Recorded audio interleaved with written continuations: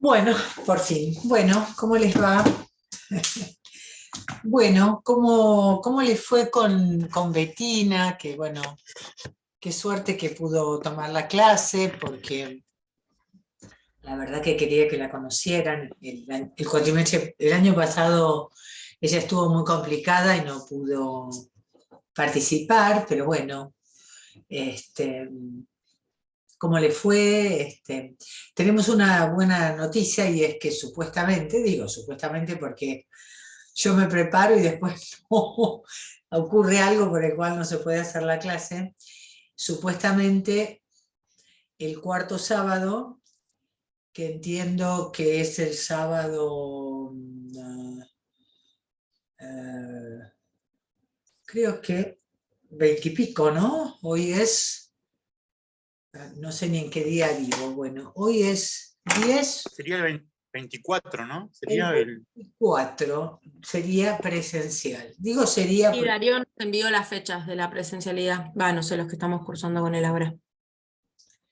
se, Creo que sus- se suspendieron de nuevo. cambiaron una fecha, sí. Por ejemplo, se tomó el feriado ahora del sábado, del próximo sábado, y después cambió también, se corrió, creo, por ese feriado. Pero ya te confirmo, lo tengo agendado. Mira, a mí me dijeron que supuestamente el cuarto nos tocaría, pero bueno, nunca se sabe porque después aparece algo por lo cual no se puede después dar la clase. Bueno, si quieren poner las camaritas, así nos vemos, estaría bueno. Bueno, vamos a continuar. Ustedes la clase pasada, Benovetina tomó un tema que ella quiso trabajar con ustedes. Y bueno, yo voy a continuar hoy con lo que veníamos trabajando de neurosis obsesiva. ¿Recuerdan que habíamos empezado a trabajar desde Freud todo lo que tenía que ver con el tratamiento que Freud hacía, ¿no? Ubicando esta cuestión de la relación de las fijaciones de goce con dos posibles destinos, uno era el carácter y otro era el síntoma, y que justamente, bueno, estábamos viendo en la lectura freudiana la preponderancia que Freud le daba en estos cuadros a lo que sería el goce anal, ¿no? Esta idea, digamos, de la retentividad, esta cuestión de retener, ¿no? La caca como ese objeto valioso que me demanda el otro, es decir, la retentividad surge a partir de la percepción de que este objeto que yo tengo dentro de mi cuerpo constituye un objeto valioso para el otro, porque el otro me lo demanda. Demanda que yo lo retenga y que lo haga en tiempo y forma, donde él me indica, con lo cual podríamos pensar que, bueno, a través del apalabramiento que supone la demanda de higiene y de control esfinteriano, es que adquiere valor, valor de goce, valor fálico, este objeto que entonces retengo, ¿no? Retengo y expulso en relación a lo que el otro me pide. Quiere decir que es un objeto donde aparece entonces un objeto muy particular, donde aparece la regulación con el otro, ¿no? Con el gran otro o con el semejante. Entonces, la formación reactiva contra esta retentividad es la oblatividad, ¿no? La supuesta generosidad obsesiva que va al lugar de una formación reactiva y defensa contra la retentividad. Retentividad que no solamente tiene que ver con la retentividad del objeto, caca, sino que se desplaza, como es costumbre en el lenguaje, hacia, digamos, diferentes destinos que tienen que ver con la metonimia, ¿no es cierto? Hay un deslizamiento y una sustitución de este objeto por otros.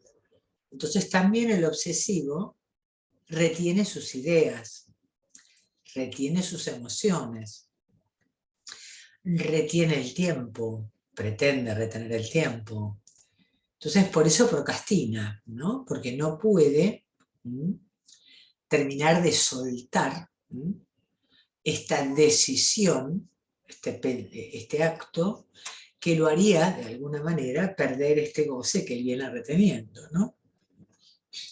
Por eso la procrastinación es una versión de la retentividad objetiva ubicada en el campo del pensamiento.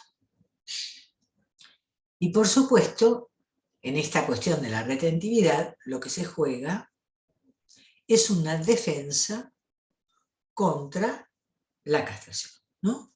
Es decir, si yo hago la caca, el otro me obliga a perder esto valioso que es mío. Yo me tengo que separar de esto. Lo que la obsesiva muchas veces no entiende es lo maloliente que son sus retenciones, no solamente la caca, sino que en general retiene durante mucho tiempo situaciones que son realmente situaciones de mierda y que él considera sus valiosas cacas, ¿no? Es decir, esta cuestión de la retentividad obsesiva, esta necesidad que tiene el obsesivo de relacionarse con el otro a través de la demanda del otro, es característico, ¿no? Es como estructural. El obsesivo se rige, digamos, en su relación con el semejante, que representa a su gran otro, o al partener sexual, que también representa de alguna manera al otro sexo, al gran otro, se vincula a través de la demanda, ¿no? Él se queda tranquilo cumpliendo o dejando de cumplir o tratando de zafar lo que el otro le demanda.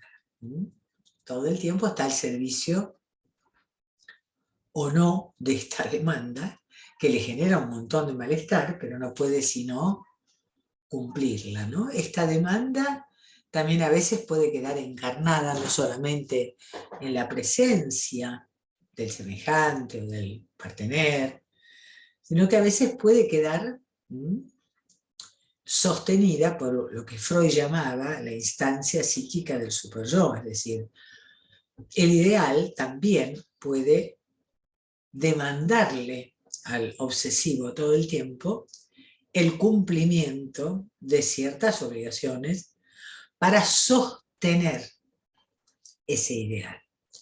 Entonces ahí viene el hallazgo de Lacan en relación a Freud, porque es como si Lacan se hubiera dado cuenta que no solamente interviene una dimensión de goce, que sería el goce anal, de la retentividad, sino que además intervienen otros goces.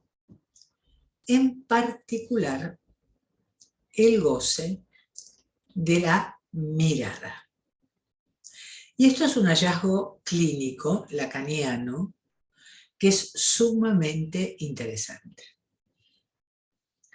Porque realmente lo que Lacan nos va a mostrar acá es cómo el obsesivo es alguien absolutamente dominado por la imagen que el ideal que se ha constituido en él le indica que le es necesario sostener para el otro.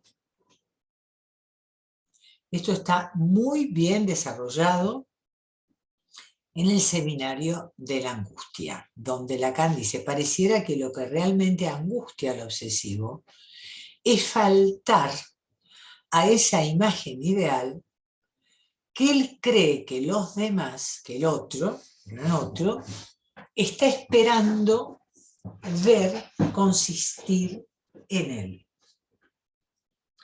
Entonces uno ve en todos los pacientes obsesivos que el núcleo más complicado, más allá de esta retentividad y este soltar, está ligado a la esclavización que tienen respecto de la imagen que ellos calculan que los demás están esperando de él para que él le dé consistencia a esa imagen. Esa imagen puede ser la de alguien interesante, la de alguien inteligente, la de alguien arrogante, la de alguien flaco o gordo, o pongan lo que quieran ahí. Pero realmente el obsesivo vive perturbado porque él de alguna manera es consciente de la distancia que existe entre lo que él ofrece a la mirada del otro y de la imagen ideal que él está llamado a sostener ahí. En ese punto está en el núcleo de todas las torturas mentales de la mayoría de los obsesivos. Digo esto porque esto es una cuestión clínica muy importante, a la cual, si uno es solamente freudiano y solamente se queda con los trabajos freudianos del carácter del erotismo anal, y transita con el historial del hombre de las ratas, y va a las permutaciones de las pulsiones, en especial el erotismo anal, es decir, todos los trabajos freudianos, donde Lacan es donde Freud desarrolla sus hallazgos respecto de estas fijaciones de goce anal de los obsesivos.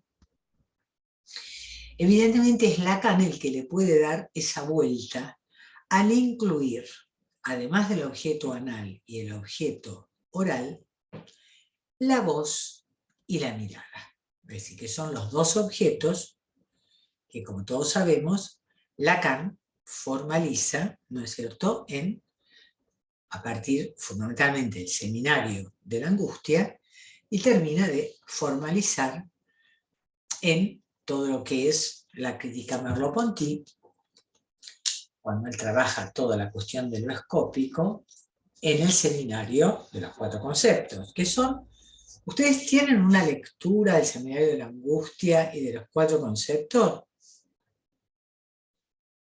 Levanten la manito, así me entero de quiénes son los que tienen lectura de esto. Todavía ninguno, por lo que veo. En este momento no recuerdo, ¿podemos hacer un punteo? O algo Claro, relacionado. porque lo que pasa es que se dan cuenta cómo este seminario, yo por eso digo, el seminario este de clínica, parece una tontería porque es la clínica con las neurosis, ya es lo más fácil. Pero en realidad, para realmente poder pensar la posición del analista, la dirección de la cura, la escucha del caso, el diagnóstico de estructura, uno tiene que contar con estos conceptos de Lacan, porque si no está no está el concepto de objeto A, las 4 modalidades que para Lacan adquiere el objeto A, que él las trabaja en la angustia y sigan los 4 conceptos, que son él a los 2 objetos freudianos, que son el objeto anal y el objeto oral, le incorpora 2 objetos más, que son la voz y la mirada. Decir que hay un objeto en la voz y en la mirada no es algo menor, porque supone también en el campo descópico, en el campo de la visión y en el campo de la fonación, supone el despegue del objeto de lo que tiene que ver el campo de la, llamémosle así, biológico, ¿no es cierto? Bueno, de la comunicación, de la visión, o de la alimentación, o de la excreción, que son funciones biológicas. Pero si yo hablo de objeto anal, hablo de objeto oral, objeto escópico y objeto invocante, estoy diciendo que hay un goce, un plus de gozar que se separa de la necesidad para dar origen al campo del deseo y del erotismo, es decir, comienzan a ser no meramente zonas donde se juega la pulsión de autoconservación, por decirlo mal y pronto, sino que son zonas donde se despliega un goce, donde el sujeto empieza a descubrir que puede haber una satisfacción más allá del acto de alimentarse. Hay una satisfacción en recorrer el borde pulsional de la boca, más allá del hacer caca como necesidad fisiológica, está el goce de la retención y del pasaje de la barra fecal por el ano. Más allá del mirar como función biológica de la percepción, está el goce que me produce ver y ser mirado. No solamente ver, sino también ser mirado y poder restarme de la mirada del otro. Y más allá de la función fonativa o de la función de la escucha, porque en la voz intervienen tanto la emisión como la recepción a través del oído, más allá del hablar, hay un goce que se me produce al hablar y al escuchar. Porque si no, no existiría la música como género estético. Porque ¿por qué me complace escuchar música? Porque hay una combinatoria en esos sonidos que a mí me resulta estética y me genera placer. ¿Se entiende el salto que hay de la necesidad al campo del deseo? Y cómo esos objetos indican que son agujeros que se pueden rellenar por cualquier cosa, ¿no? Alguien lo puede erotizar la música, alguien lo puede erotizar el sonido de alguien haciendo pis, ¿se acuerdan los famosos espiones de baños de mujeres que se excitan, ¿no?, con el sonido de las mujeres al orinar? Es decir, cualquier cosa puede ser un objeto erógeno. Esto yo les pregunto si lo entienden, porque si ustedes no han estudiado todavía esto, es como si yo hablo esto y no se entiende a qué apunto cuando hablo de el dominio del campo de la mirada en la obsesión. Sí, Marita, ahora que vos haces este recorrido, sí, de hecho también en otros seminarios se han tocado respecto al goce también. En relación a lo que mencionabas del seminario en sí, a mí realmente me es bastante provechoso porque, por ejemplo, ahora estás mencionando esto y yo tengo un caso reciente de un niño que tiene 13 años y retiene justamente las heces y hay un vínculo con la mamá de que no se realizó una separación justamente y bueno, nada, me resuena todo esto que estás mencionando en relación a este goce, ¿no?, de retención. De hecho, tiene bastantes problemas intestinales a Claro, consecuencia. porque él está retenido Sí, como sí, la sí. caca de su mamá, porque eso es lo que él ignora, que la retención de la cual es el objeto está en un lugar a perder, porque es un lugar de mierda, a la letra. Totalmente, y de hecho las consecuencias, puede estar 12 días sin realizar, ¿no?, reteniendo, también le pasa mucho con las emociones, el enojo retiene mucho, no habla, ¿no?, entonces como que implosiona, ¿no?, en algún punto. Claro, Así. porque es lo que dice Lacan, ¿se acuerdan lo que veíamos? Que en algún lugar el obsesivo no puede retenerse, ¿no? Y finalmente explota, como la rana que quiere ser buey, ¿no? En algún lugar este chico está totalmente tomado en las coordenadas alienadas del deseo materno, que lo tienen ahí retenido, y evidentemente como uno en la cura logra mostrarle que es una mierda perder ese lugar, que, como si dijéramos, la satisfacción está en otra parte, ¿no? En este lugar de estar condenado, ¿no?, a finalmente quedar en el lugar de satisfacción del fantasma materno, donde el niño es su caca valiosa que está ahí retenida, ¿no? Esto por eso digo, es muy importante, porque esto es totalmente clínico. Porque es algo así a como uno, sobre todo en tiempos, este chico está en la segunda vuelta de la pubertad, donde, bueno, en algún lugar nos da la oportunidad, esa segunda vuelta, esta eclosión puberal, nos permite ir hacia atrás a los puntos de fijación y poder realmente actualizar esta dialéctica, alienación-separación, que es necesario producir en los distintos tiempos y momentos de constitución subjetiva, ¿no? Yo tengo un seminario entero, no sé si todavía sigue estando, en una página que se llama Psicomundo, pero tiene como 20 años, que yo lo subí en su momento, esta página, y que se llamaba Pulsión y Objeto en la dirección de la cura en el análisis con niños, donde yo trabajo toda esta cuestión de los 4 objetos en la clínica con niños, ¿no? Buenísimo, gracias. ¿Cómo se llama? ¿Pulsión y objeto? Pulsión y objeto en la dirección de la cura en análisis con niños. Yo las clases las debo tener por ahí en la computadora, y si a alguno les interesa se las puedo reenviar, que yo las tengo que buscar.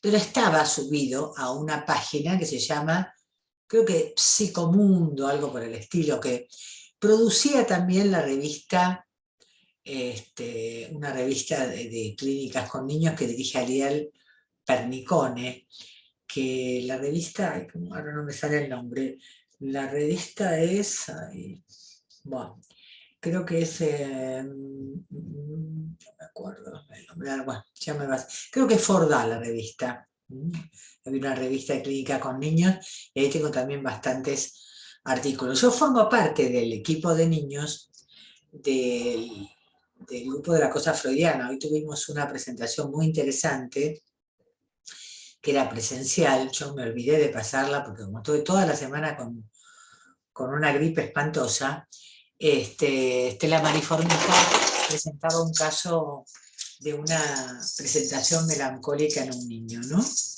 Y cómo uno, digamos, todas estas cuestiones de... Ajá, a ver, acá Julieta dice que tiene un paciente con las mismas características. Claro, ven cómo... A mí lo que me interesa es que ustedes entiendan que yo trabajo, por supuesto, en la clínica con neuróticos. En general uno supone que ya estamos hablando de la neurosis adulta, habiendo atravesado los 2 tiempos de la sexuación y habiendo además acomodado la decisión sexuada a la elección de la neurosis. Pero justamente uno, cuando trabaja con niños en distintos tiempos de la constitución subjetiva, todos estos conceptos que tienen que ver con el campo de los objetos, con las fijaciones de goce, con esta dialéctica alienación-separación, que es tan importante tenerla clara siempre como concepto rector. Nosotros en una época dábamos el seminario de Constitución Subjetiva, lo dábamos con Mariela Huescam, no sé si ustedes la ubican. Mariela tiene varios libros escritos, y bueno, somos colegas de la cosa freudiana. Ella también está en la Escuela de Buenos Aires, y, era muy y también con Betina, ¿no? Y era muy importante porque nosotros hacíamos del eje alienación-separación como el núcleo, lo medular, ¿no? De cómo pensar la clínica con niños, ¿no? Porque todo el tiempo estamos como teniendo que hacer con estas operaciones fundantes, con estas identificaciones primitivas, con esta alienación fundamental, estructural, sin la cual no habría sujeto. El sujeto no puede no alienarse, no quedar alienado en los significantes que rigen el deseo del otro, anudado al fantasma del otro. Porque si no se inscribe allí y no toma esos significantes, es peor, es como que no ingresa en el campo simbólico y va a parar al campo de la psicosis o al campo del autismo. Si el neurótico necesita quedar alienado, como no tiene identidad, se tiene que identificar. Entonces identifica con los significantes, pero también en algún lugar esos significantes, como dice Lacan, como nos enseña Lacan en el nudo, los significantes del otro no andan sueltos por el mundo, están anudados, ¿no es cierto? Real, simbólico, imaginario. Esos significantes están articulados, ¿no?, a los ideales del otro, al imaginario del otro, al fantasma del otro y a lo real del goce del otro que seguramente el otro ignora, porque a veces no es voluntario lo que se transmite, como todos sabemos, sino que hay un más allá de esta voluntad, sino que tiene que ver con lo inconsciente que nos habita. Y lo inconsciente funciona anudadamente, funciona R, S y anudado. Los significantes no andan sueltos, están anudados a un imaginario y a un campo gozante, ¿no?, donde hay goces que no pueden, que escapan al anudamiento simbólico imaginario. ¿Se entiende lo que significa el concepto de alienación? Si el pibe está alienado, supóngase este que retiene la caca, vaya a saber a qué significante materno que lo ubica en ese lugar, ¿no?, que indica una posición imaginaria de la madre, donde la madre cree que lo fundamental es retener esa caca como victoria, no sé, en su posición de envidia fálica. Bueno, ella encontró lo fálico en el hijo y es una mierda que va a defender con uñas y dientes porque es lo que ella tiene para darle consistencia, Totalmente. Sí, sí. Es ¿no? así, y de hecho, no sé, ejemplos pongo, ¿no? Él iba dejando los porotitos, le decían, cuando él podía, y en distintos lugares, y ella recogía eso, ella limpiaba esto, una madre también con algunos rasgos obsesivos de limpieza full, y además de eso, ella le lavaba también los calzoncillos, toda la ropa, y a veces duerme con él, y él también tienen papás, están separados, y a veces duerme con el padre, duerme con una tía, en donde se queda duerme con alguien siempre en algún punto, y también sucedió que se fue un hijo mayor de la casa y a raíz de eso ella reconoce, o sea, me lo ha dicho, de que se aferró mucho a este Claro, pequeño. él Sí, viene, sí. digamos, justamente, ¿no? Manual parece. Es de manual. Entonces, bueno, hay un punto en el cual la alienación supone cómo él logra perderse, ¿no? Puedes perderme. La alienación, Lacan lo pone así en el 11. Indica, bueno, me he alienado a ti y he advenido sujeto hablante, pero para poder perderme de este punto, ¿no?, de quedar coagulado en este objeto fantasmático de la madre, de ser esta caca que completa y que la madre retiene como valiosa, ¿no? Puedes perderme, puedo perderme.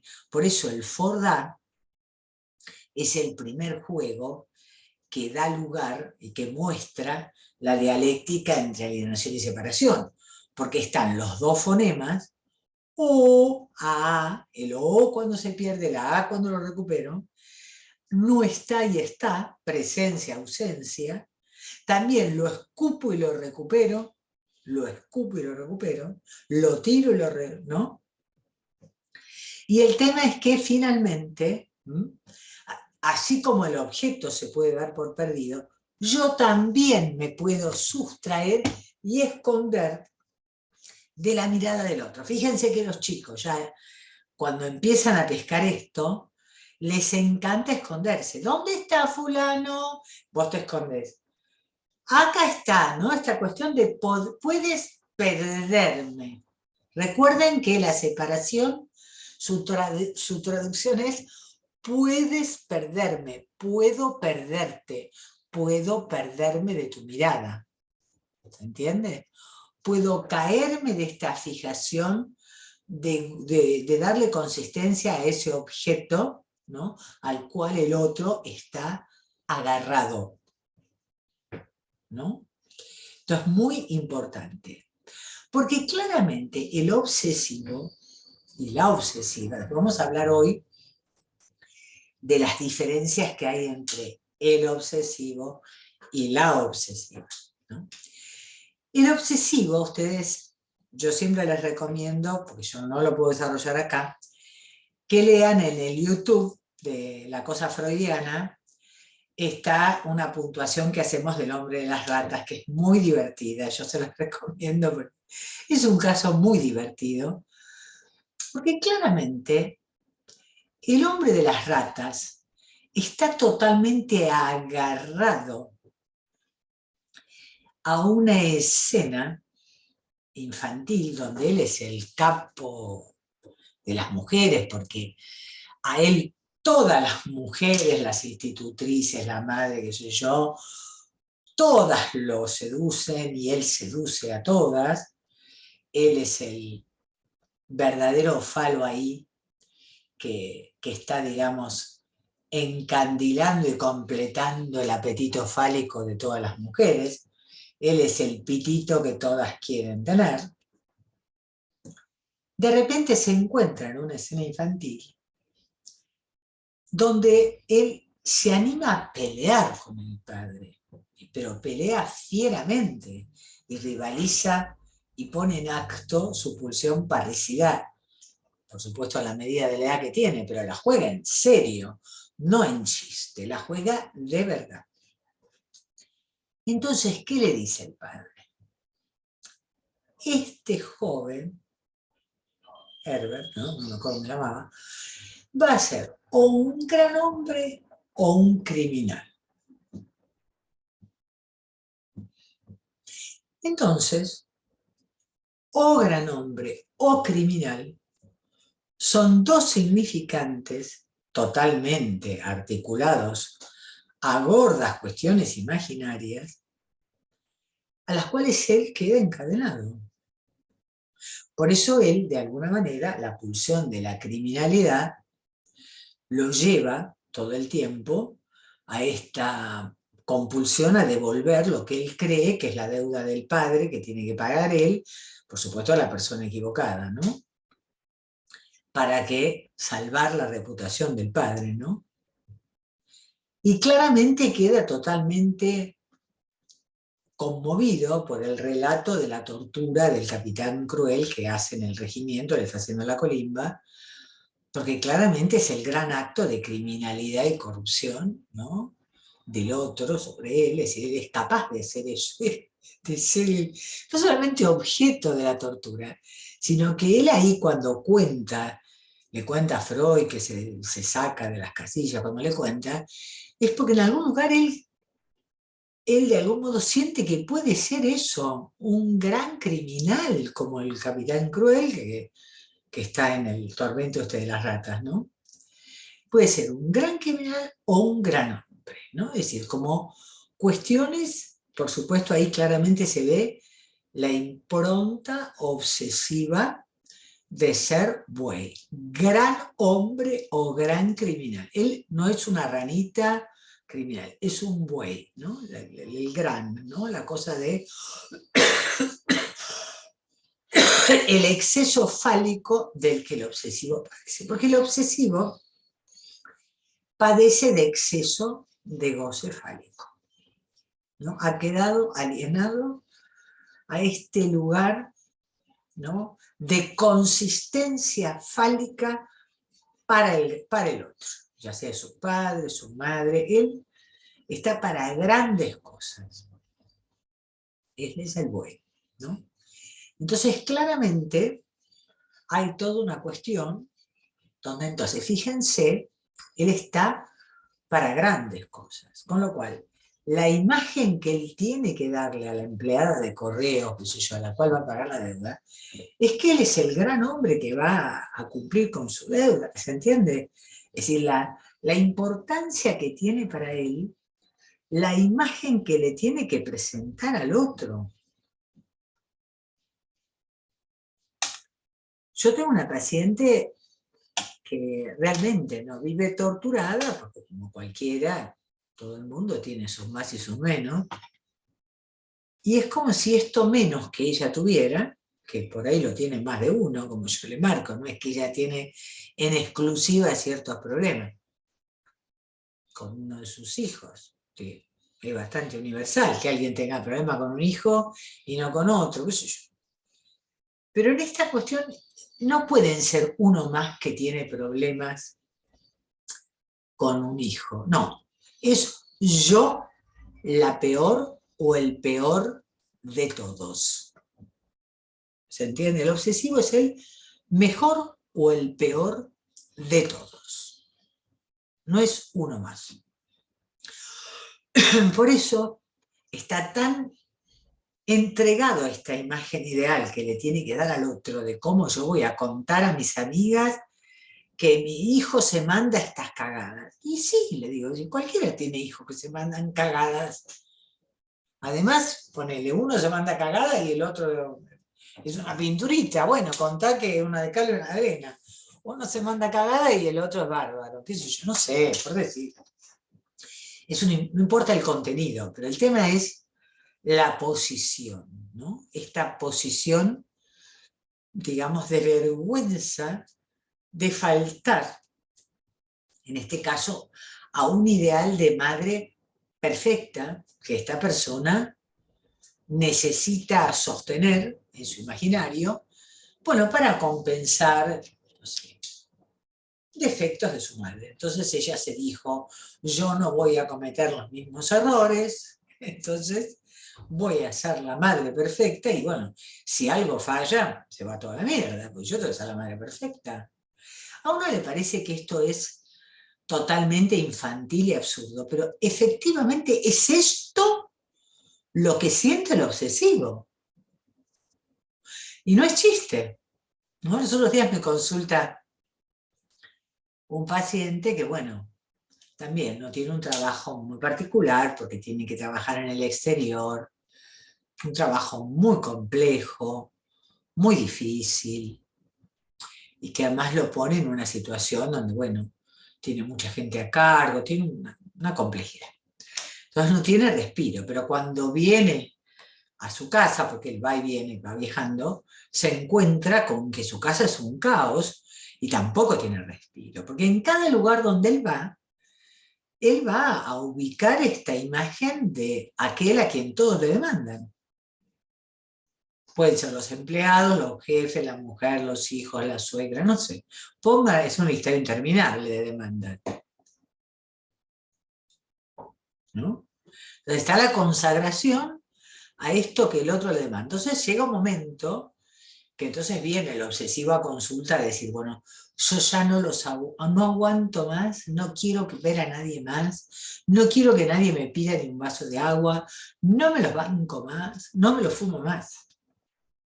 Porque está el exceso de oblatividad y sacrificialidad en la que él se ubica, que llega un momento que, claro, todo el mundo lo toma de punto, obviamente. ¿Se entiende?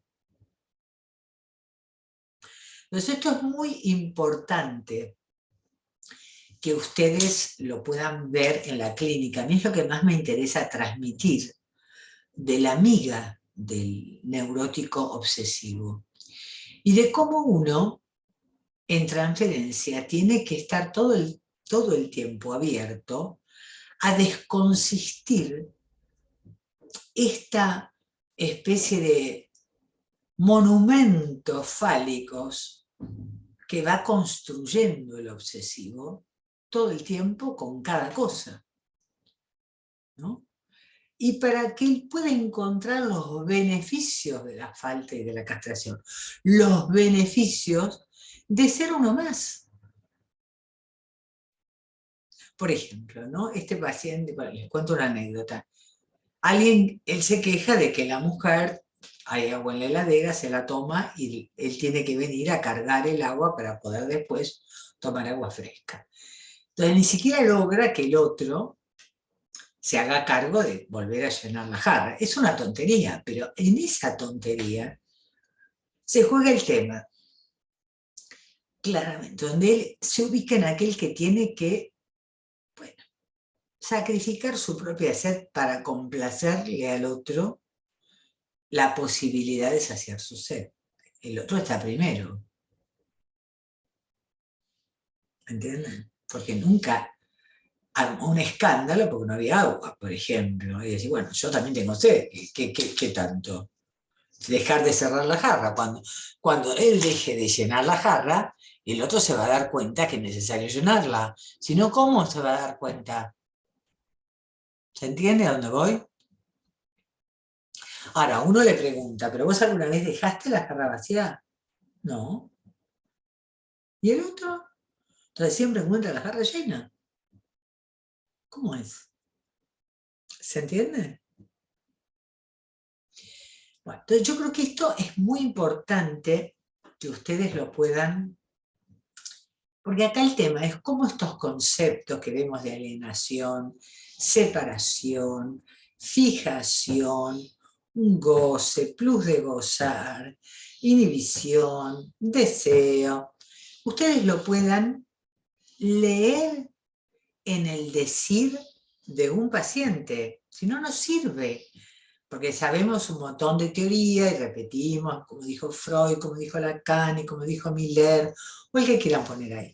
Pero lo importante es cómo ustedes pueden situar esto en la escucha y cómo estas cuestiones los tienen que orientar a ustedes para pensar una dirección de la cura posible.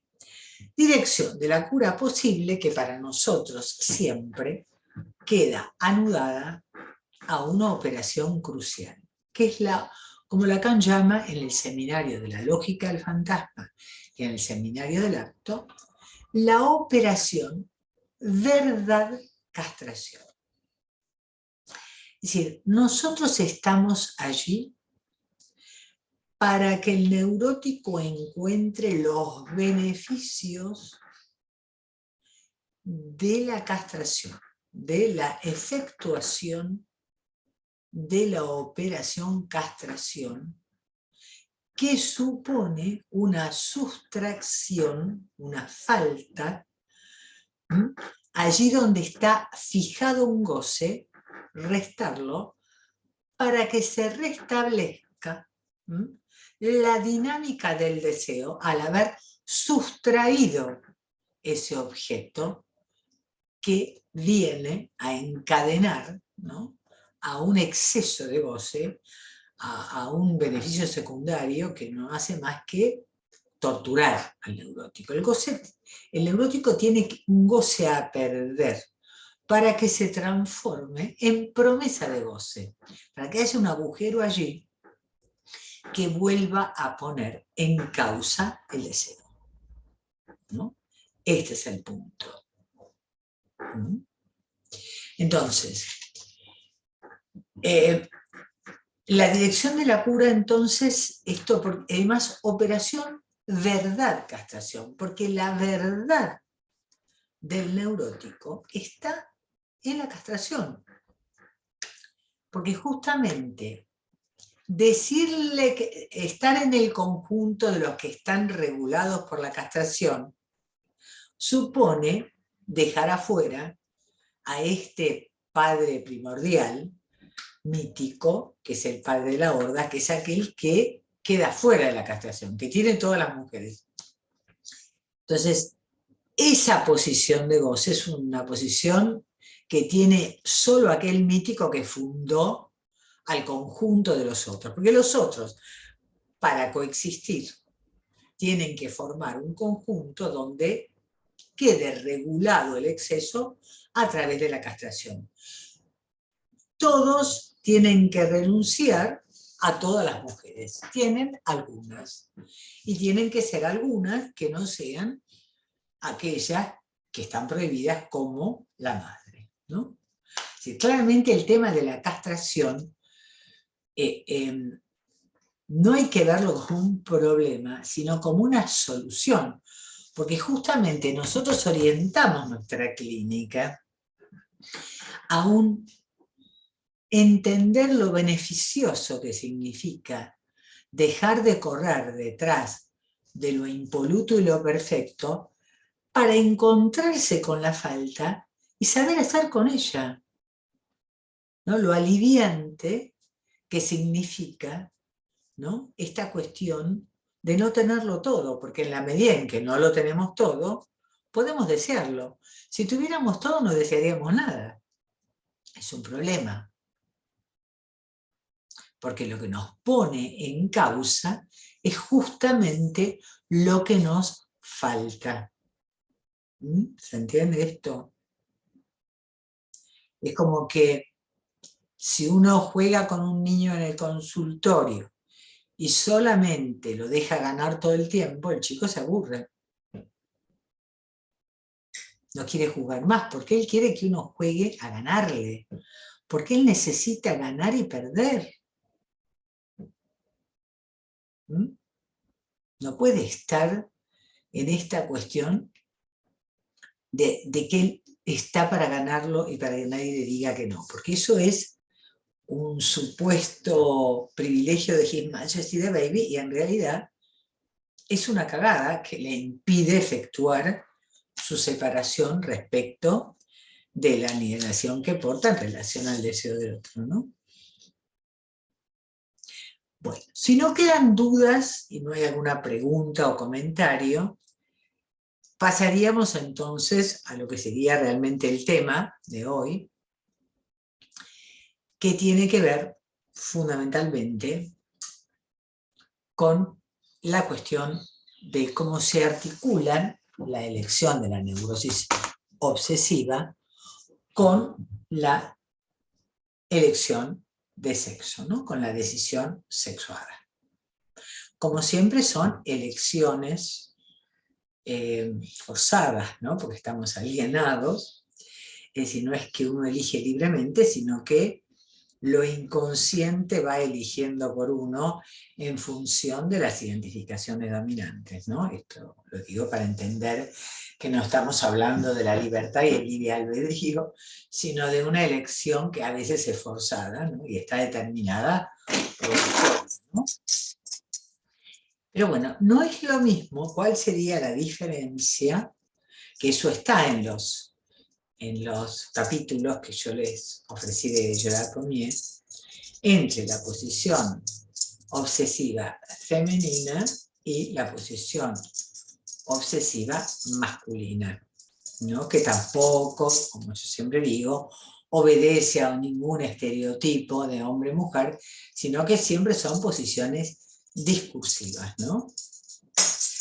En general, en quienes se nominan o se presentan o se plantean una posición femenina, puede ser mujer, mujer trans, lo que les venga bien ahí, claramente la obsesión se va a articular a su propia constitución fantasmática, ¿no?, donde para la mujer lo que hace Sin Tom, ¿se acuerdan que esto lo habíamos conversado en otras presentaciones?, es el amor al padre, ¿no? Es decir, ¿se acuerdan que nosotros vimos que freudianamente hablando hay un momento constitutivo de la feminidad que es el cambio de zona y de objeto, es decir, la renuncia a la madre y el pasaje al padre, ¿no? Y también esta cuestión de salir estrictamente de lo que sería el goce fálico, ¿no? Para Freud sería el goce clitoridiano, pasar al vaginal, etc. Pero bueno, en realidad es esta cuestión de poder, ¿no?,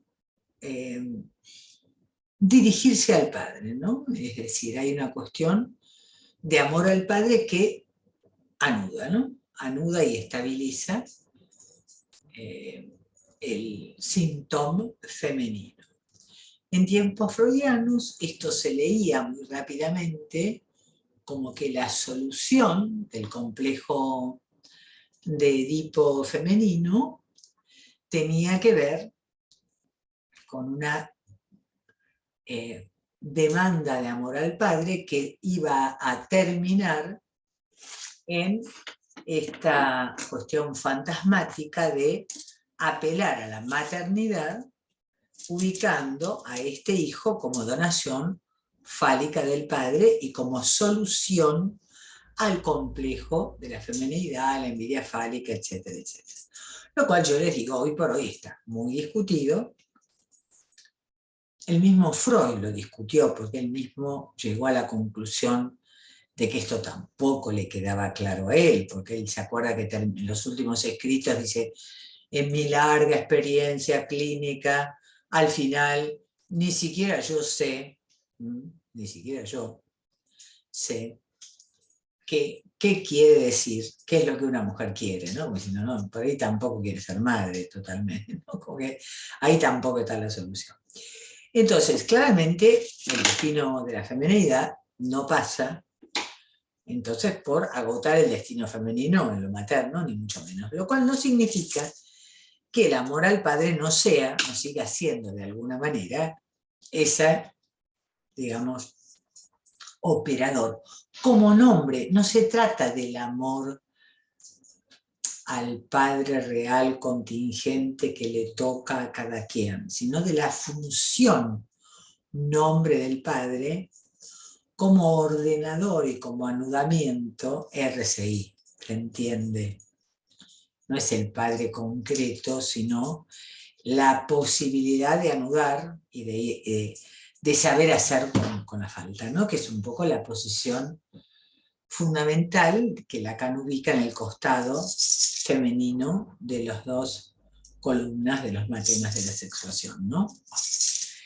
Entonces, para la obsesiva, el síntoma, todo lo que ella organiza como síntoma obsesivo, está al servicio de ofrecerle al padre aquellas cosas que el padre esperaría de ella y que tienen que ver con ideales sociales, ideales culturales, ideales políticos, ideales éticos, religiosos, lo que quieran poner ahí, que tienen que ver justamente con esta idea de darle al padre, fíjense, esto es bien obsesivo, consistir la imagen de la hija que el padre hubiera deseado tener en relación a sus ideales. Entonces, si lo que se, por ejemplo, ¿no? Alguien puede creer que el padre le pide que sea, no sé, una madre pródiga porque él era un hombre sacrificado y que el sacrificio es lo más en la vida, entonces es la obsesiva que se va a sacrificar, ¿no? Entonces, como uno le discute que por ahí esto que ella cree que el padre le pide no es tan así, y que por ahí el padre no era tan sacrificado como se presentaba, en fin, lo que ustedes quieran poner ahí, pero se dan cuenta que hay toda una cuestión ahí fuerte de responder, ¿no?, a esa imagen, ¿no?, a lo que el padre quiere que ella haga, ¿no?, que ella, ¿no?, que si eso supone toda una ficción, toda una imagen de ser determinada clase de persona, mujer, trabajadora, profesional, lo que ustedes quieran poner, madre, no importa. Entonces la obsesiva está como muy, en general, abocada, ¿no?, a sostener esta imagen. La imagen de la mujer prolija, la madre generosa, la madre heroica, la profesional exitosa, ¿no? Lo que quieran poner ahí. Entonces, bueno, a diferencia de la histérica, a quien realmente no le importa demasiado sostener ninguna imagen, porque ella finalmente lo que busca es lograr seducir al otro y lograr castrarlo, digamos, ¿no? No cumplimentar grandes las expectativas, sino captarlo, seducirlo y castrarlo, ¿no? También la obsesiva tiene una relación, y uno lo ve, ¿no? Son mujeres que realmente soportan bastante mal todo lo que tiene que ver con la falta del padre o la muerte del padre. Para ellos es una cuestión muy complicada. Están muy consagradas a cuidar de ese padre, ¿no? Y que este padre ideal. Y ellas mismas están totalmente como encorsetadas dentro de estas exigencias superyoicas en las cuales viven encadenadas. Si tienen un par de hijos, o 2 o 3, todos tienen que ser excelentes alumnos, todos tienen que ser exitosos, ¿no? Es una demanda realmente terrible, digamos, ¿no? Que las tiene ahí totalmente encadenadas a esta cuestión, ¿no? Yo por ahí tengo el caso de una paciente, creo que les mandé el material, ¿no? Que era una paciente que justamente, digamos, y además está toda esta idea, digamos, de cómo en el obsesivo aparece el tema de la envidia, cómo se juega particularmente, ¿no? O de los malos pensamientos. Yo, por ejemplo, había una que cuando no podía quedar embarazada, y entonces estaba haciendo un tratamiento de fertilidad. Era el padre justamente el que le ponía las inyecciones, digamos, ¿no? Y tenía una amiga que estaba también haciendo un tratamiento de fertilidad, pero resulta que ella un día estaba lavando, no sé, ropa, o sacando la ropa que se había lavado en el lavarropa, y se le ocurre pensar en relación a su amiga, al final, tanto esfuerzo que se toma y no va a lograr nada. Entonces a ella le pareció un pensamiento horrible, porque le pareció una crueldad, que su amiga no merecía eso, que ella era muy mala, era una porquería. Entonces, ¿qué hizo? Puso a lavar de nuevo toda la ropa. Otro mecanismo obsesivo. Me lavé las manos, pero dije algo terrible, bueno, vuelvo a lavarme las manos. Tengo que sacarme de encima estos pensamientos sucios y malolientes que me produce, porque claro, en el fondo, la posibilidad de que la otra lograra embarazarse y ella no. También, ¿no? Sí, esto se ve mucho en esta cuestión de mujeres que ven el tema de cualquier cosa que les pase, no sé, embarazarse, conseguir un trabajo, terminar una carrera, lo que ustedes quieran poner ahí, pero ellas creen que están obligadas a lograrlo y que si no lo logran son una mierda, ¿no? Como que no hay posibilidad de faltar a eso, ¿no? Que supuestamente el otro espera de ellas, ¿no?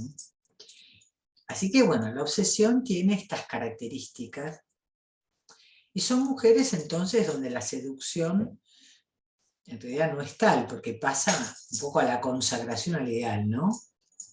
A diferencia de la histérica, que de alguna manera juega su ser, su ficción de hacerse pasar por el falo y por lo que vale, es mucho más relajante, digamos, no es tan torturada, por llamarlo de alguna manera, ¿no?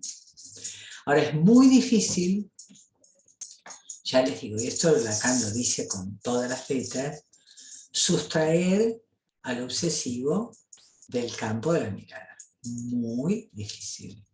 Muy difícil. A ver, ¿qué hay en la cuestión histérica con la mujer que lo tiene todo? Claro, la histérica tampoco es la mujer que lo tiene todo, ¿no? Porque justamente la histérica en eso está muy advertida de sus faltas y de la falta en el otro. Lo que la histérica en general goza es con esta escena de seducción, ¿no? De lograr el amor del otro, pero dejarlo con las ganas, ¿no? Es decir, actuar allí, que bueno, que la falta se efectúe, ¿no? Como el sueño de la bella carnicera. Voy a dar un almuerzo, voy a ofrecer salmón, pero resulta que en el sueño salgo a comprar pescado y están todas las tiendas cerradas. Resultado, voy a dejar a todos con hambre y con las ganas de comer. ¿Se entiende? Si la histérica es alguien que sabe jugar la falta, en el sentido de dejar en falta al otro, y además es la que más presentifica la falta, la que más quilombo arma por lo que no hay, por lo que no fue, por lo que no tuvo. Es así. Viven todo el tiempo puteando contra la frustración, lo que el otro nos dio, etcétera, etcétera, etcétera. La obsesiva en ese sentido está más complicada porque en algún lugar trata de consistir esa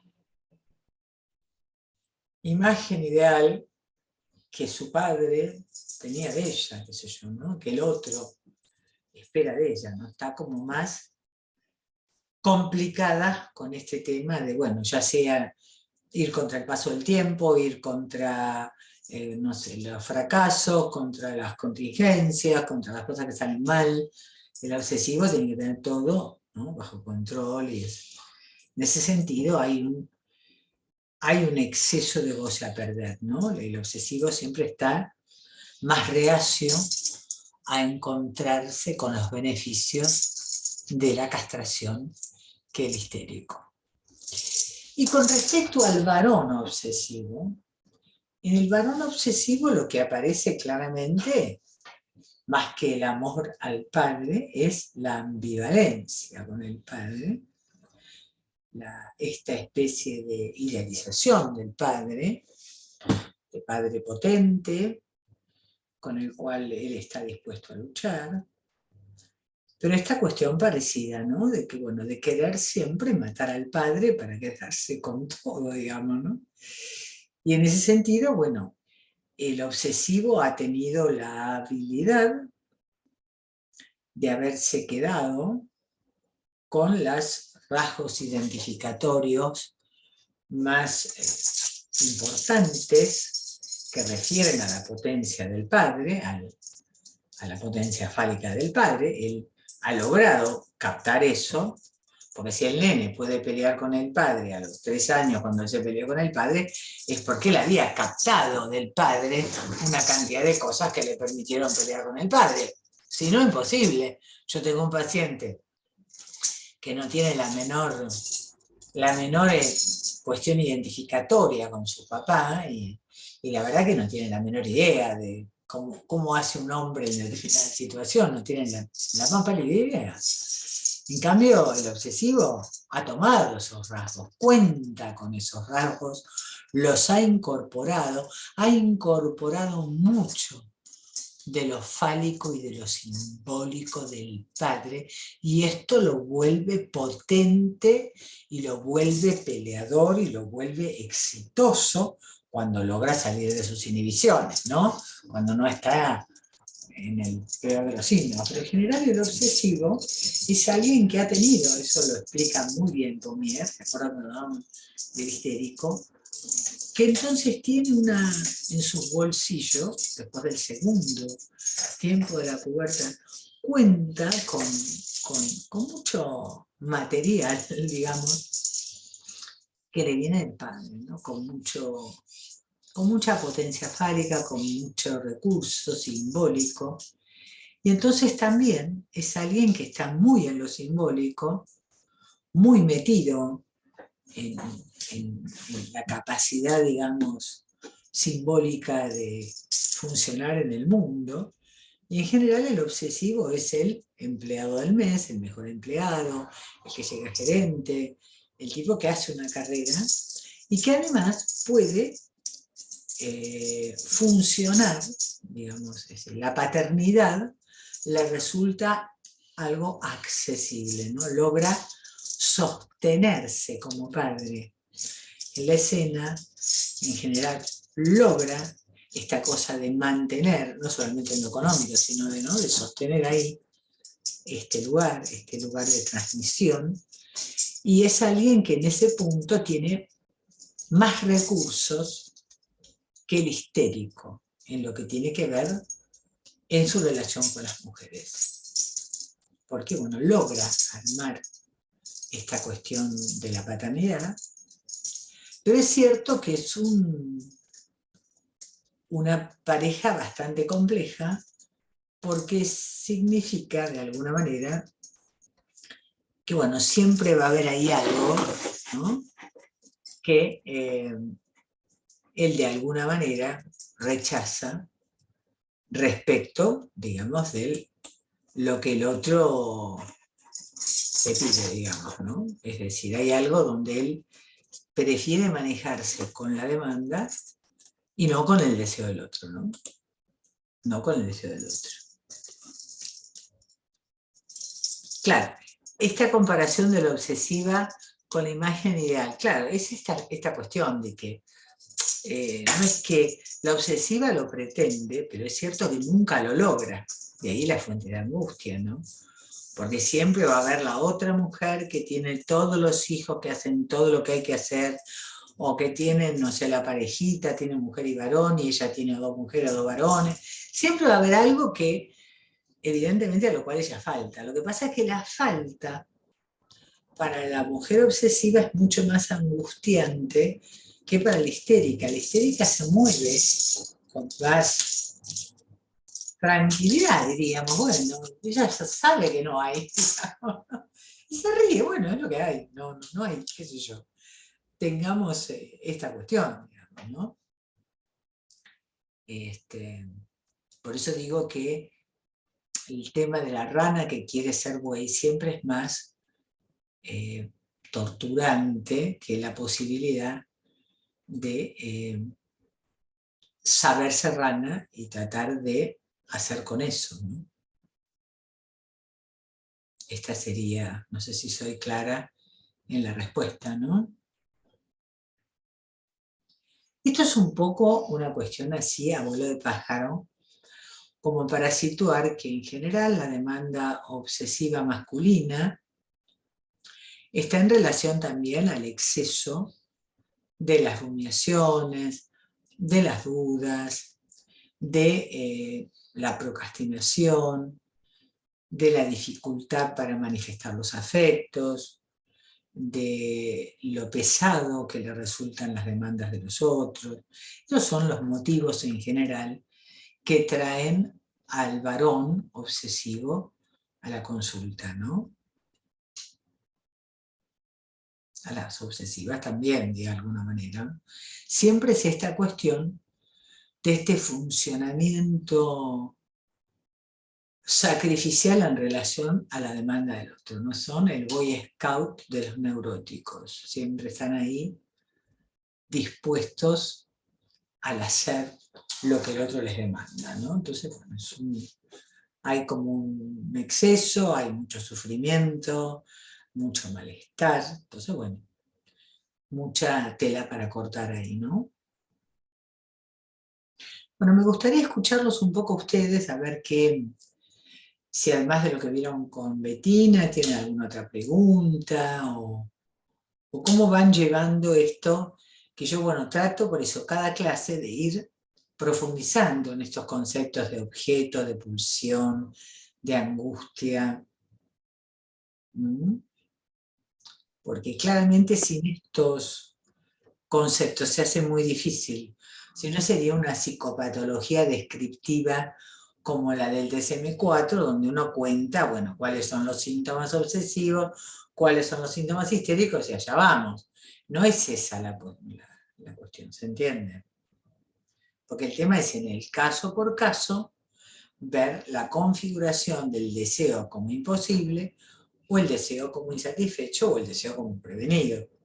Y ver las articulaciones, digamos, RCI, simbólico, real, imaginario, real y simbólico, que se articulan en cada presentación. Yo puedo hacer una pregunta sobre esto que estabas explicando del... Sí. Bueno, en realidad lo que venimos viendo, ¿no? Del que tanto en la histeria como en la obsesión se puede dar en las mujeres como en los hombres, ¿no? Sí. Lo que tengo mi pregunta sería si se puede encontrar en estado puro, que no creo, No. o puede haber rasgos de ambas en una sola persona, ¿no? Por ejemplo, una mujer. Claro, claro, son momentos también. Yo creo que hay una prevalencia, ¿no? Cuando prevalece, digamos, la posición obsesiva, el obsesivo en general, cuando está muy estructurado su síntoma, ¿no? Muy armado, justamente es alguien que se complica mucho con por ejemplo, el desorden, ¿no? Y es un logro lograr la aceptación del desorden, ¿no? En ellos. Esto que yo te decía, bueno, si la jarra en la heladera de agua está vacía, tienen que correr a llenarla. ¿Pero y por qué? ¿Dónde está escrito que vos tengas, no? Parece un detalle. Es cierto que hay estructuras donde puede haber ciertos síntomas obsesivos y puede haber una estructura predominantemente histérica, eso puede ocurrir.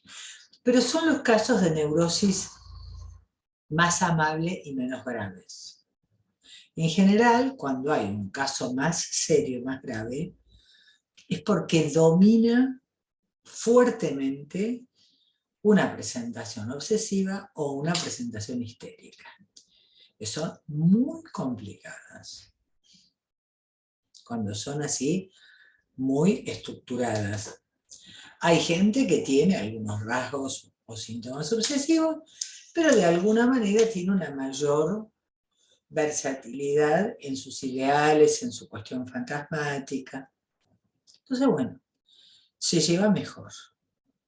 Pero hay algunos, yo por ejemplo tuve una entrevista últimamente con este paciente que les contaba, que ya en una sola entrevista me pareció un caso dificilísimo.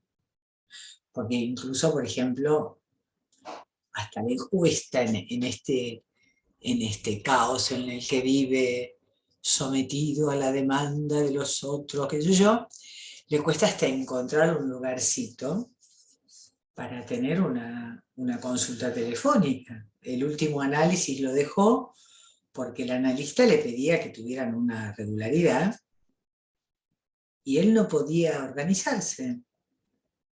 Tan loco estaba por la demanda de los otros, porque si eran, no sé, poner un turno a la noche mientras está en el exterior, supone que él en ese horario lo podía llamar a alguien, entonces él tiene que estar disponible también de noche, se entiende, ¿no? A veces hay presentaciones que son, cuanto más pura, más grave, diría, ¿no? Cuando es más mezclada es porque por ahí no hay una cuestión tan abigarrada y tan fijada, ¿no? ¿Se entiende, Maximiliano? Esto te vas a dar cuenta, el que vos podés discurrir y a veces aparece más histérico, entonces no es tan obsesivo, no está tan armado o no está tan caracteropatizado, porque el tema, además de la neurosis obsesiva, son las caracteropatías obsesivas, que son como de piedra, ¿no?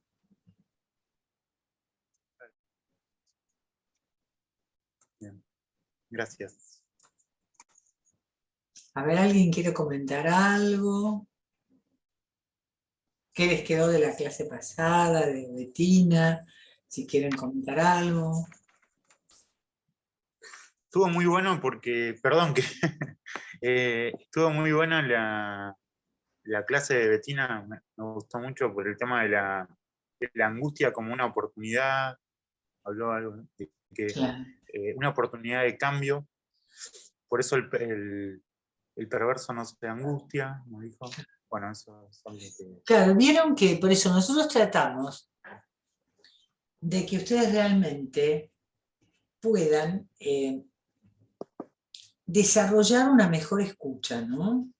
Porque es cierto, cuando uno recibe un paciente, a mí me pasó, ¿no? Paciente con rasgos perversos. Esto es muy interesante, porque uno dice, uy, el obsesivo grave, atribulado por la demanda del otro, por los ideales, por la imagen que tiene que dar. Bueno. es un terreno farragoso para movilizar y para conmover esa posición fantasmática y para conmover esos ideales, ¿no es cierto?, esas creencias.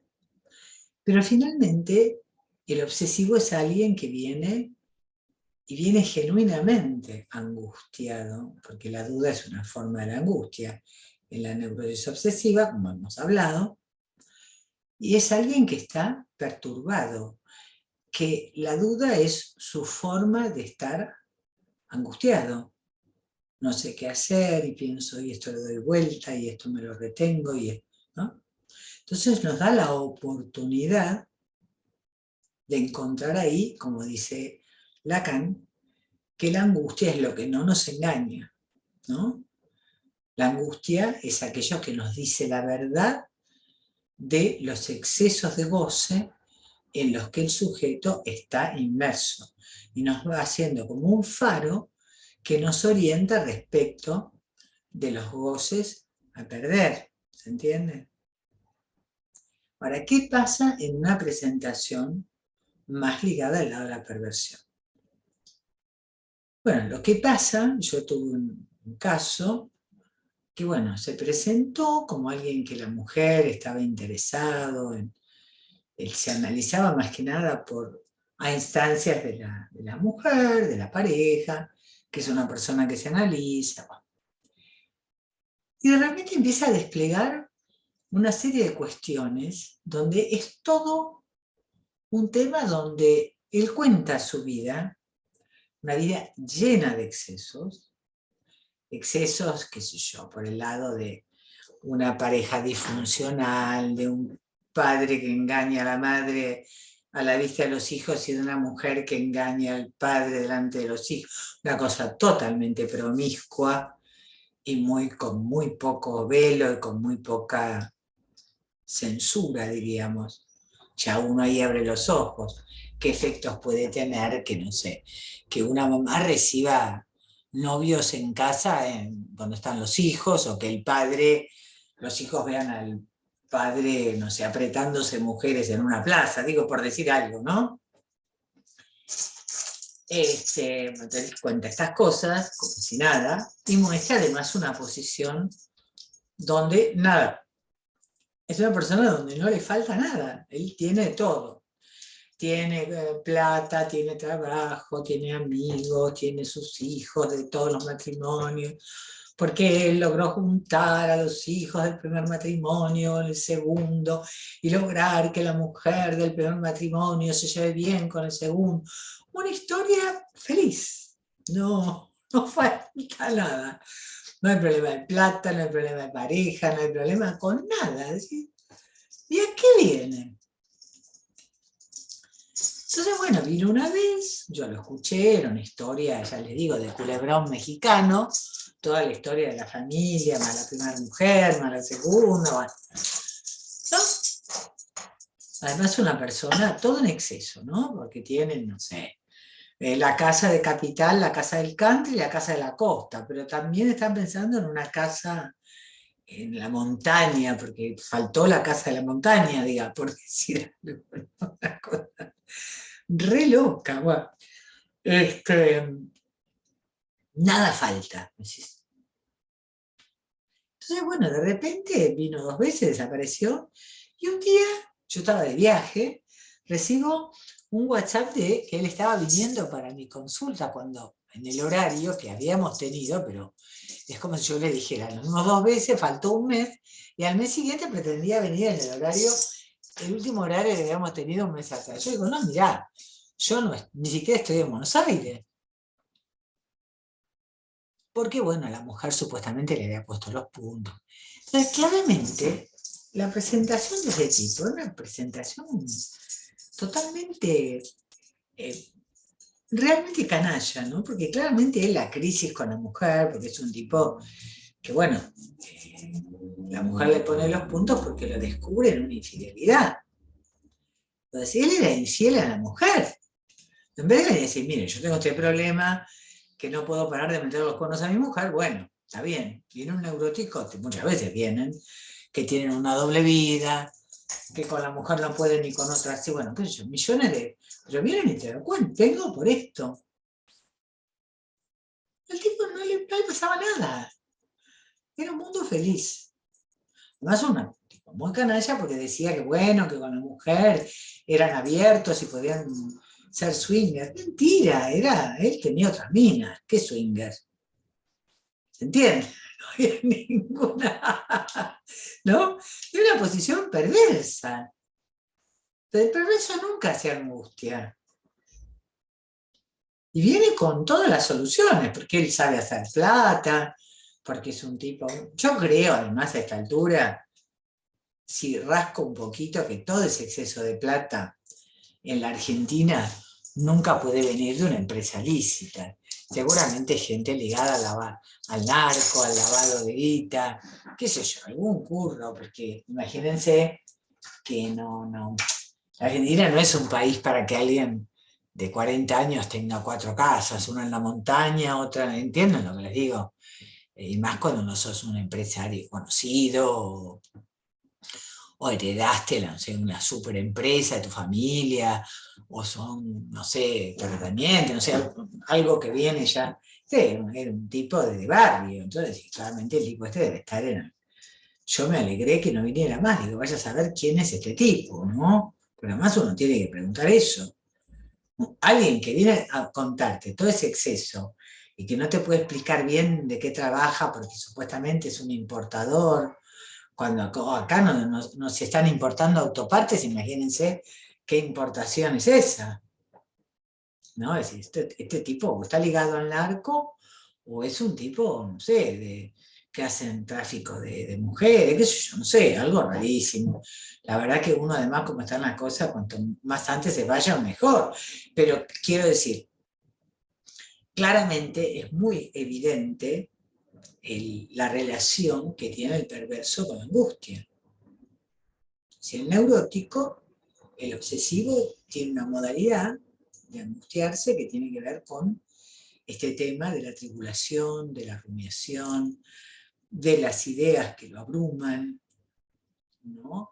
De las conjeturas que él se hace frente a las cosas que le impiden hacerlas, el horror al acto, todo esto. Y en la histeria lo que vamos a encontrar es, supuestamente son almas bellas, pero que están llenas de conversiones, episodios corporales, ataques de pánico, ¿no? Todas esas cosas donde, bueno, la angustia irrumpe generalmente en el cuerpo, más que como contenido mental, irrumpe conversivamente en el cuerpo, ¿no? Pero irrumpe, es decir, es el material con el que nosotros tenemos que trabajar. ¿Qué le puedo decir a alguien que todo le va bien y nada le falta y que hasta a la mujer le encanta, qué sé yo, que él ande con otras porque la mujer participa del swinger? Es imposible.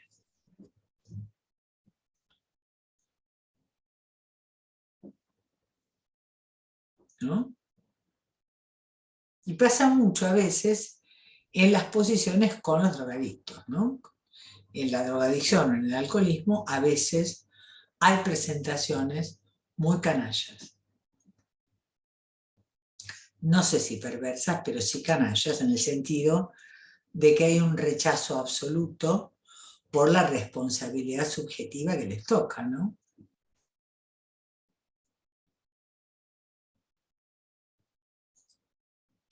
Otra pregunta, ¿hay alguna pregunta respecto del video que yo le subí de la otra clase?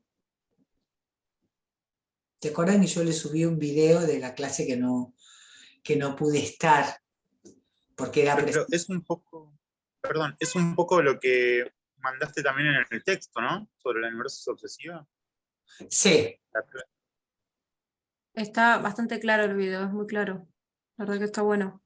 Claro, porque digo, con esto y esta clase y ese video, estaríamos como, bueno, como redondeando. Yo tenemos ahora el último jueves de junio, el último sábado, perdón, de junio, y seguramente tendremos una clase en julio, porque en total son 9 clases. El segundo fin de semana de julio, no sé si no es feriado, tenemos ya la última clase. Yo lo que quisiera en estas 2 reuniones que nos quedan es poder discutir casos clínicos o cuestiones más clínicas que ustedes traigan, porque bueno, también la idea sería tratar de colaborar. Si ustedes tienen pensados, ustedes ya tienen más o menos pensado cómo van a abordar el caso clínico, si van a hacer un escrito, si van a hacer un escrito de integración, ¿tienen algo? ¿Mm? Perdón, yo estoy haciéndolo con relación al masoquismo, como, o sea, esa es la idea que tengo y ya, bueno, yo ya elegí como el tutor, le dije a Darío, y él me dio algunos textos para ir leyendo sobre pegan a un niño, bueno, problema económico del masoquismo. Me encantaría relacionarlo con esto de la clínica, de la neurosis, ¿no? Claro. Pero me encantaría que si me das una mano también, porque digamos el tema de cómo se ve el masoquismo en estas estructuras, en estas presentaciones, digamos. Claro, porque el masoquismo sería justamente una cuestión primaria del sujeto, ¿no? Donde se encuentra con varias cuestiones, ¿no? Este tema de cómo su cuerpo es atravesado, es pegado por la palabra del otro, por el deseo del otro, por el goce del otro, y hay claramente una inermidad inicial, por lo que Freud ubica como la prematuración, ¿no? Un estar en manos del otro, es decir, Sí. propio de la condición humana. Es estructural.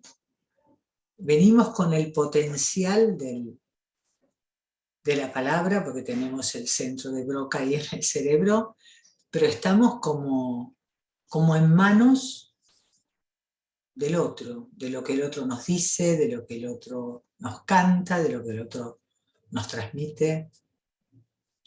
Y claramente, bueno, esto nos lleva a una cuestión de una pasividad primaria, donde uno traga, incorpora estas cuestiones, pero también tiene que poder escupir otras para poder constituirse, ¿no? Como existente y salir airoso, digamos, ¿no?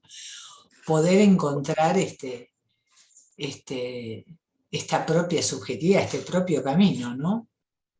Por ejemplo, esto del obsesivo de retener como esos ideales, ¿se podría entender como algo del masoquismo? Y hay un goce masoquista en el sentido de que él se ofrece muy sacrificialmente a estos. Si él paga de más, digamos, ¿no? Paga con el esfuerzo, con la rumiación.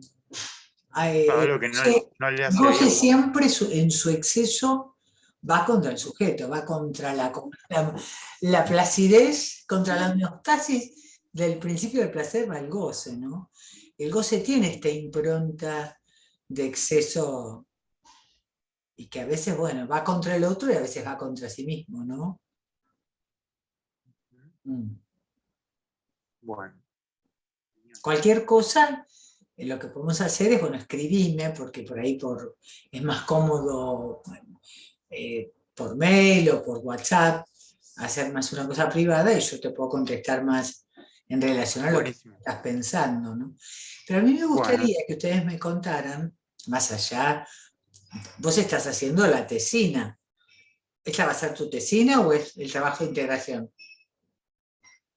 Este sería el primer escrito cuatrimestral. Ah, el primer escrito, ok. Este es mi primer cuatrimestre. Y bueno, Darío muy generosamente me dijo que, o sea, me dio como muchas,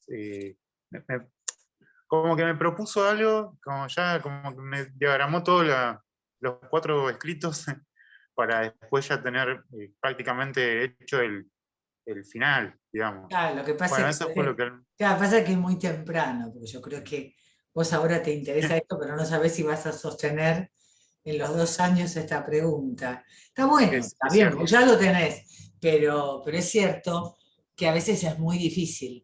de entrada que te caiga la tesina así, ¿no? Porque te faltan muchas materias, te faltan psicosis, Claro. te falta, viste, te falta, no sé si hiciste toda la cuestión, con Darío que ven el objeto pues, No, filosofía y psicoanálisis tenemos con él. filosofía y psicoanálisis.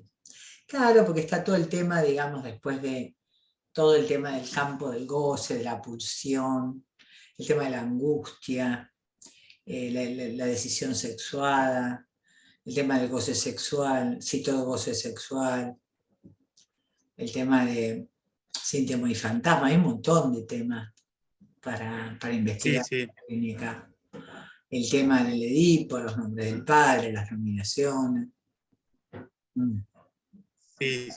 Pero bueno, Vamos. cualquier cosita escribime y yo, lo que, si querés, te puedo dar una mano. Buenísimo. Bueno, muchas gracias. Bueno, si les parece, vamos cerrando. Nos vemos entonces en forma presencial. Ok, bye bye. Gracias. Chao. Gracias. Chao.